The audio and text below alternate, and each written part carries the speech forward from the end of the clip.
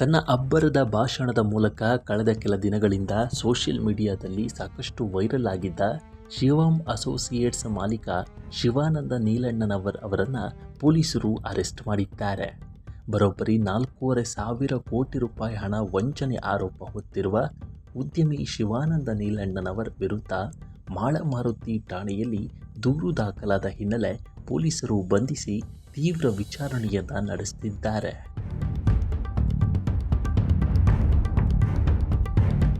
ಹಣ ವಂಚನೆ ಆರೋಪದಡಿ ಶಿವಾನಂದ ನೀಲಣ್ಣನವರ ವಿರುದ್ಧ ಮಾಳಮಾರುತಿ ಠಾಣೆಯಲ್ಲಿ ದೂರು ದಾಖಲಾಗಿದೆ.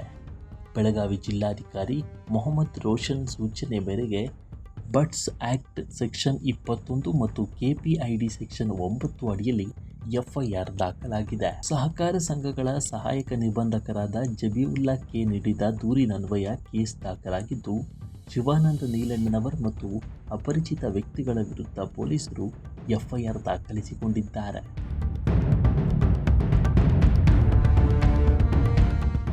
ಎರಡು 2016ರಲ್ಲಿ ಶಿವಮ್ ಅಸೋಸಿಯೇಟ್ ಎಂಬ ಹೆಸರಿನ ಸಂಸ್ಥೆ ಪ್ರಾರಂಭಿಸಿ ನಿಯಮ ಬಾಹಿರವಾಗಿ ಯಾವುದೇ ಪರವಾನಗಿ ಪಡೆಯದೆ ಕಾನೂನು ಪಾಲಿಸದೆ 35,000 ಜನರಿಂದ ಹಣ ಹೂಡಿಕೆ ಮಾಡಿಸಿಕೊಂಡು ಸಾರ್ವಜನಿಕರು ಹೂಡಿಕೆ ಮಾಡಿದ ಠೇವಣಿ ಹಣಕ್ಕೆ ಹೆಚ್ಚಿನ ಬಡ್ಡಿ ಲಾಭ ನೀಡುವುದಾಗಿ ಆಮಿಷ ಒಡ್ಡಿ ಸಾವಿರಾರು ಕೋಟಿ ರೂಪಾಯಿಯನ್ನು ಸಂಗ್ರಹ ಮಾಡಿ ಅದರಲ್ಲಿ ಭಾಗಶಃ ಮೊತ್ತವನ್ನು ಸ್ಟಾಕ್ ಮಾರ್ಕೆಟ್ನಲ್ಲಿ ಹೂಡಿಕೆ ಮಾಡಿ ಹೆಚ್ಚಿನ ಹಣವನ್ನು ಸ್ವಂತಕ್ಕೆ ಬಳಸಿಕೊಂಡು ಸಾರ್ವಜನಿಕರಿಗೆ ಹೊಸ ಮೋಸ ವಂಚನೆ ಮಾಡುತ್ತಿರುವ ಅಪರಾಧ ಎಂದು ಎಫ್ಐಆರ್ನಲ್ಲಿ ಉಲ್ಲೇಖವಾಗಿದೆ.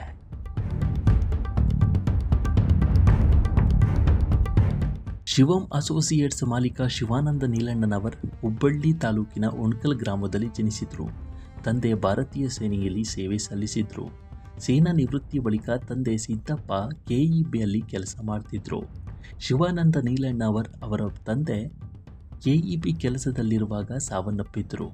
ತಂದೆಯವರ ನೌಕರಿ ಶಿವಾನಂದ ನೀಲಣ್ಣನವರ ಸಹೋದರನಿಗೆ ಸಿಗುತ್ತೆ. ಸಹೋದರನ ನೌಕರಿ ಬೆಳಗಾವಿಗೆ ವರ್ಗಾವಣೆಯಾದ ಹಿನ್ನೆಲೆ ಇಡೀ ಕುಟುಂಬವೇ ಬೆಳಗಾವಿಗೆ ಶಿಫ್ಟ್ ಆಗುತ್ತೆ.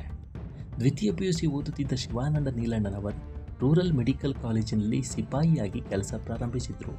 2004, 5, 6ರ ಅವಧಿಯಲ್ಲಿ ಆಟೋ ರಿಕ್ಷಾದಲ್ಲಿ ಫ್ರೀಜರ್ ಇಟ್ಟುಕೊಂಡು ಐಸ್ ಕ್ರೀಮ್ ಮಾರುತ್ತಿದ್ದ ಶಿವಾನಂದ ಬಳಿಕ ಐಸ್ ಕ್ರೀಮ್ ಫ್ಯಾಕ್ಟರಿ ಕೂಡ ಮಾಡಿದ್ರು.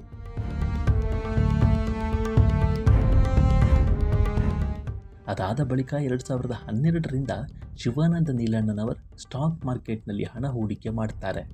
ಹಣ ಹೂಡಿಕೆ ಮಾಡಿ 15 ಲಕ್ಷ ಕಳೆದುಕೊಂಡಿರ್ತಾರೆ. ಸ್ಟಾಕ್ ಮಾರ್ಕೆಟ್ ಹೂಡಿಕೆ ನೋಡಿ ತಾನೇ ಸ್ವತಃ ಒಂದು ಆ್ಯಪ್ ರಚನೆ ಮಾಡ್ತಾರೆ. ಆಕ್ಯುಮೆನ್ ಎಂಬ ಆ್ಯಪ್ನಿಂದ ಜನರಿಂದ ಹಣ ಹೂಡಿಕೆ ಪ್ರಾರಂಭಿಸ್ತಾರೆ. ಈ ಆ್ಯಪ್ನಿಂದಲೇ ಸಾವಿರಾರು ಕೋಟಿ ಹಣ ಹರಿದು ಬರುತ್ತೆ. ಅಲ್ಲಿಂದ ಶುರುವಾದ ಜರ್ನಿ ರೇಡ್ ಆಗುವ ಹಂತಕ್ಕೆ ಬಂದು ತಲುಪಿದ್ದು ಶಿವಾನಂದ ನೀಲಣ್ಣನವರ್ ಹಲವು ಉದ್ಯಮಿಗಳಲ್ಲಿಯೂ ಹಣ ತೊಡಗಿಸಿದ್ದಾರೆ ಎಂಬ ಮಾಹಿತಿ ಲಭ್ಯವಾಗಿದೆ. ಅಲ್ಲದೆ ಪುಣೆ, ಬೆಳಗಾವಿಯಲ್ಲಿ ಬೃಹತ್ ಮನರಂಜನಾ ಕಾರ್ಯಕ್ರಮ ಆಯೋಜಿಸಿ ತಮ್ಮ ಅತಿರೇಕದ ಮಾತಿನಿಂದಲೇ ಸೋಷಿಯಲ್ ಮೀಡಿಯಾದಲ್ಲಿ ವೈರಲ್ ಆಗಿದ್ದಾರೆ. ಶಿವಾನಂದ ನೀಲಣ್ಣನವರ ಅರೆಸ್ಟ್ ಬಗ್ಗೆ ನಿಮ್ಮ ಅಭಿಪ್ರಾಯವೇನು? 4,500 ಕೋಟಿ ರೂಪಾಯಿ ವಂಚನೆಯ ಬಗ್ಗೆ ನಿಮ್ಮ ಅಭಿಪ್ರಾಯವೇನು ಅನ್ನೋದನ್ನು ಕಾಮೆಂಟ್ ಮೂಲಕ ತಿಳಿಸಿ. ಮುಂದಿನ ವಿಡಿಯೋದಲ್ಲಿ ಸಿಗೋಣ. ನಮಸ್ಕಾರ.